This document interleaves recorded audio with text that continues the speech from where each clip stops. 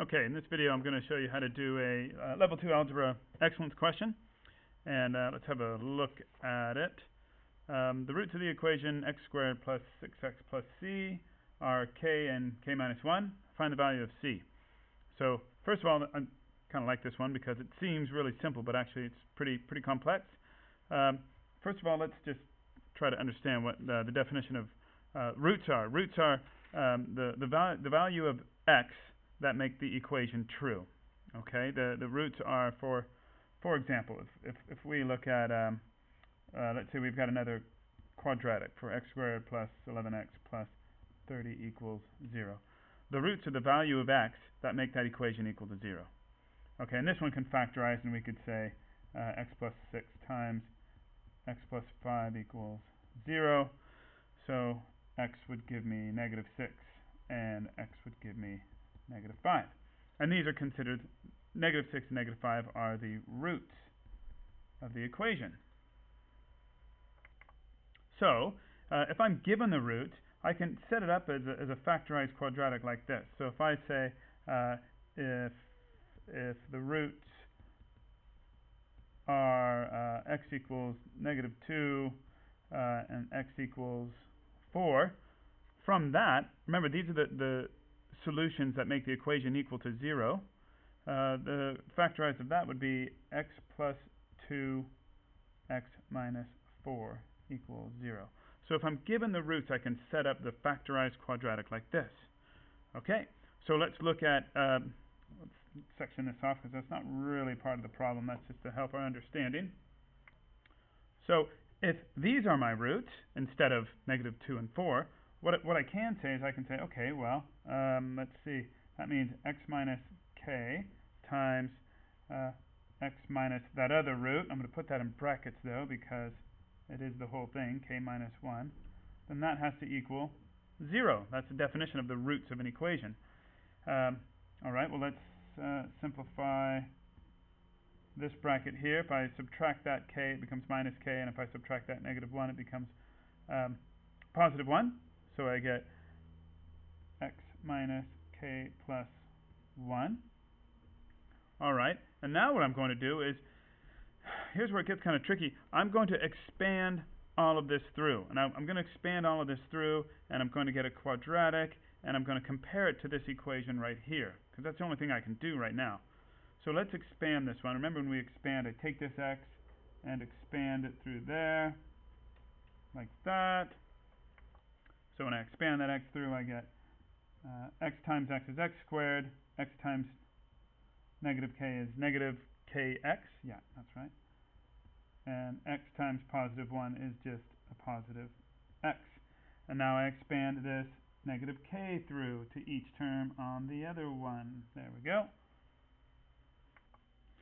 Now I multiply that negative k through, and I get negative kx, positive k squared. Negative k times negative k is positive k squared. And finally, negative k times 1 is just negative k equals 0. And you look at this, and it looks like a mess. It does look like a mess. But remember, with quadratics, we want to write it in the form of this. Okay, we want to write it in the form ax squared plus bx plus c, and c will be that constant. So we want to write it like that here, and it looks kind of confusing with the k's, but it's not too bad. Now here's the clue. This is kind of like the last video I did. These guys right here. We can collect these like terms there. Negative kx and negative kx give me, what does that give me? Negative 2kx plus x plus k squared minus k equals 0. Okay, and these guys right here, it doesn't look like it, but they are like terms. Okay, well we can treat them as like terms because they both have an x in there. So I'm going to combine these like terms, and there's a coefficient of 1.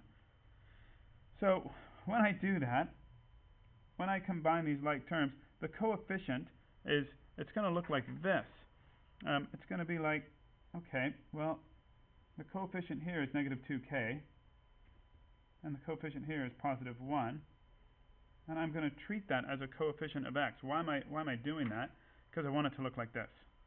And then plus k squared minus k equals 0. Now I'm not doing anything with that because this guy over here is my constant term. Okay, so I'm going to rewrite this expression right there. And I'm going to look at that equation. Okay, there's the ax squared term, there's like the bx term, even though it looks kind of weird, but that's okay. And that c term is right here. Now, what I'm going to compare that to is I'm going to compare that to the original equation, which, if this equals 0, then I'm going to have to set this one equal to 0. X squared plus 6x plus c. Okay? Remember, the roots of the equation are what make that equation equal to 0, so I set that equal to 0. If both of these are equal to 0, then they must be equal to each other. Say that again. If both of these are equal to 0, these equations must be equal to each other. So that means that this coefficient right here must equal 6.